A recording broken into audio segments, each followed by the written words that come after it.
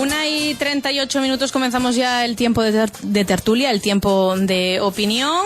Sigue con nosotros Nacho Prendes y se incorporan, y además es que se incorporan de verdad, porque después de todo el verano, anda que ya les vale. Sharon Calderón, ¿qué tal? Muy buenos días. ¿Qué tal? Buenos días a todos. Miguel de la Fuente, muy buenos días. Buenos días a todos. Miguel Sanz, buenos días. Hola, buenos días. Y también tenemos con nosotros a Juan Neira. ¿Qué tal? Buenos días, Juan. Muy buenos días a todos. Bueno, os comento por si os ha pillado en el coche, viniendo de paseo, en definitiva, por si no habéis podido escuchar las declaraciones de Nacho Prendes a nuestros micrófonos.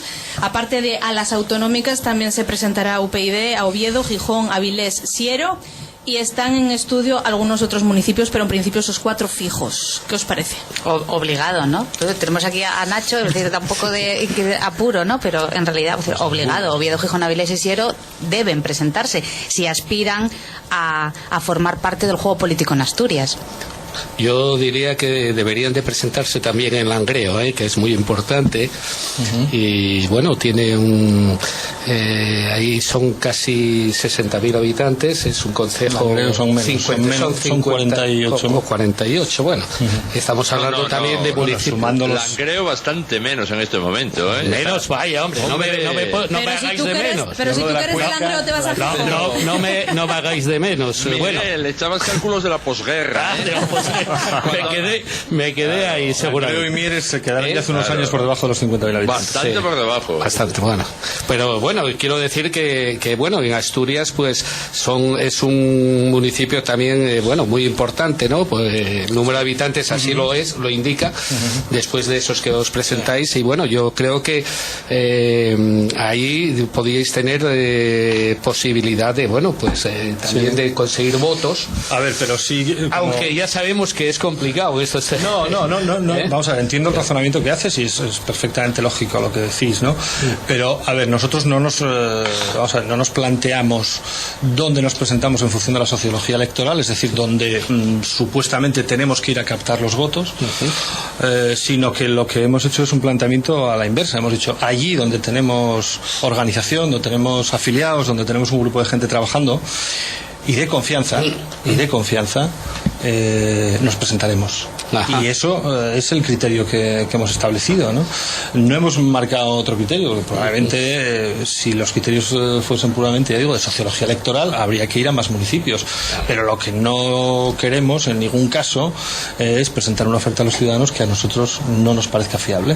Y solo nos vamos a presentar en aquellos sitios donde tengamos candidatos y organización. Hombre, fiable. Pero como partido político tampoco se trata de pedir disculpas por ir a captar votos. Es decir, como partido político es lo que tenéis que hacer, votos para tener representación. Entonces tampoco hay que pedir. El trabajo de un partido político es conseguir votos. Efectivamente, pero creemos que la manera de conseguir votos, y sobre todo cuando tu visión es a medio y largo plazo, tienes que ir dando pasos absolutamente seguros, y hasta ahora los hemos ido dando así, porque creemos que las demás experiencias políticas que ha habido, y ha habido muchas de alternativas y de creación de partidos, sin una base sólida y fiable, se han deshecho como un azucarillo en pocos años. Lo nuestro es un trabajo a medio y largo plazo, sin desechar en ningún caso los votos, y vamos a ir a por ellos y vamos a pelear en aquellos sitios donde nos presentemos, vamos por conseguir el mayor número de ellos, evidentemente. Sí, a mí la verdad es que me parece una política muy sensata el ir consolidándose poco a poco, y no, como dices, otros partidos entrar con fuegos artificiales y luego disolverse como un azucarillo, ¿no? Y bueno, personalmente me parece muy bien la aparición de este partido, la implantación, porque creo que es necesario, que está bien que haya cuanto más pluralismo mejor, y un partido con potencial, veremos si se confirma, pero en principio con bastante potencial como para plantar cara al bipartidismo existente, ¿no? A los dos grandes partidos que hay, y veremos lo que da de sí. Hombre, a mí me gustaría que se presentaran también las cabeceras de las cuencas. El razonamiento de Nacho es válido hasta cierto punto, porque en elecciones solo se puede hablar de elecciones, y la oferta fiable es como todos los partidos, la que hay que presentar, pero En cualquier caso, lo importante yo creo que va a ser la imagen a escala regional, la candidatura autonómica, que es la que yo tengo esperanza de que UPyD plantee cara a ofertas ya conocidas y a otras que son novedosas por las absolutas ruinas que están presentando en las últimas semanas. Pues claro, yo nunca pensaba que la Catedral de Oviedo pues tuviera el mal de la piedra o cosas así, pero a lo mejor uno lo descubre que hasta su casa tiene aluminosis y no sé realmente en quién estoy pensando. ¿Lo digo yo? Nosotros tampoco. Sí. Vamos, la vergüenza es la vergüenza nacional lo que está pasando con el PP en Asturias. O sea, es así de claro, la vergüenza nacional.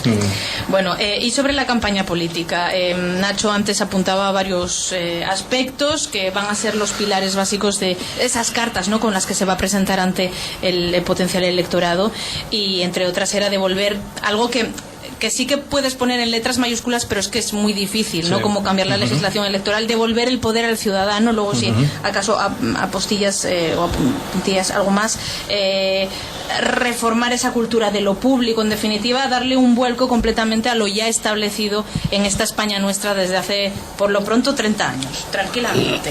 Sí. Si quieres explicarte un poquito más, y así entran... Ya lo estuvimos comentando antes. Nosotros, partimos de un análisis que es que la situación de crisis en la que estamos inmersos actualmente no es solo una crisis económica, que también, profunda crisis económica, pero que también hay una crisis institucional.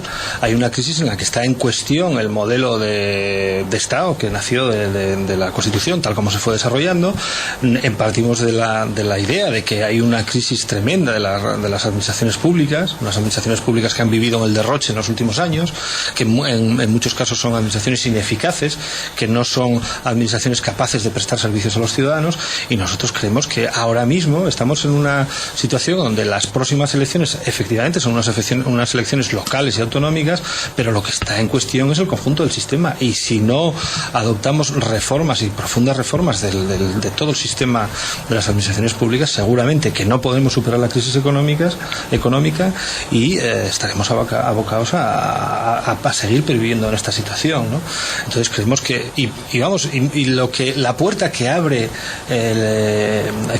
a estas reformas, la primera puerta, no nos engañemos, es el sistema electoral en el que llevamos viviendo desde la transición. Era un sistema electoral previsto para aquella situación histórica muy concreta, pero es un sistema electoral que no propicia el nacimiento de otras fuerzas políticas. Es un sistema electoral que propicia el que vivamos permanentemente en un bipartidismo imperfecto, como el que estamos viviendo desde hace años, donde la suma de uno de los dos grandes partidos más un partido nacionalista, vamos, una fuerza nacionalista, da la mayoría, y que los dos, tanto el Partido Socialista como el Partido Popular, descubrieron que de esa manera pueden gobernar y no están dispuestos a cambiarlo. Y la gente dice, bueno, pero ¿esto en qué afecta a mi vida? Miren, afecta en una cosa fundamental, y vamos a hablar, me pedías antes cuestiones concretas. Estos presupuestos nacionales, los próximos presupuestos generales del Estado, de una importancia trascendental, a nadie se le escapa, van a estar condicionados por como estuvieron los anteriores, pero ahora de una forma, o sobre una cuestión mucho más importante, ¿no? Si el PNV consigue la transferencia de las políticas activas de empleo, que puede llevar aparejado el manejar las bonificaciones empresariales, por ejemplo, para este tipo de cuestiones, y eso va a suponer el trocear la caja única de la Seguridad Social, que es actualmente, digamos, el único elemento de cohesión que le queda al Estado, ¿no?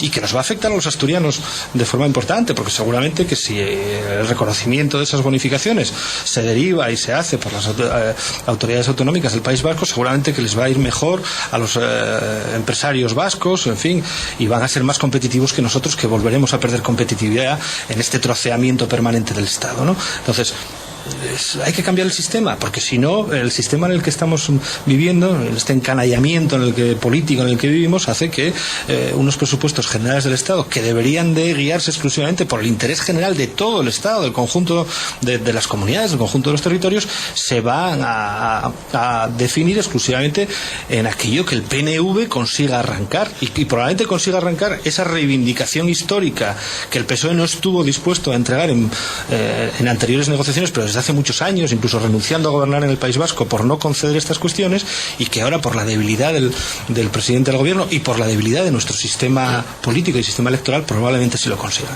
Opiniones. No, totalmente de acuerdo con lo que ha dicho Nacho en cuanto a la reforma del sistema, ¿verdad?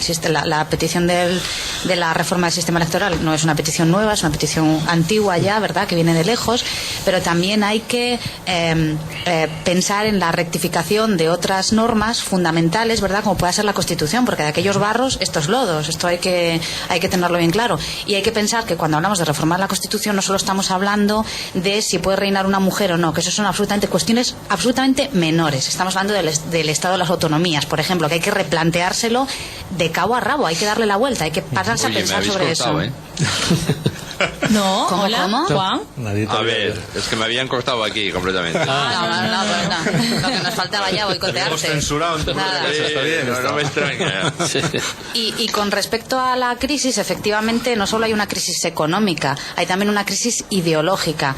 Lo que veo harto complicado es despertar al pueblo del sueño dogmático en el que está sumergido, porque cuando no hay dinero en el bolsillo, se dice vulgarmente que la gente se despreocupa de las cosas, digamos, abstractas, ¿verdad?, y va a las cuestiones materiales sin darse efectiva cuenta que en la base está la ideología y luego se construye lo demás. A mí me parece harto complicado, es una tarea que tenéis trabajo por delante. Bueno, dice que es a medio y largo plazo, Sí, ¿no?, lo que os probablemente. planteáis en definitiva. Los Migueles.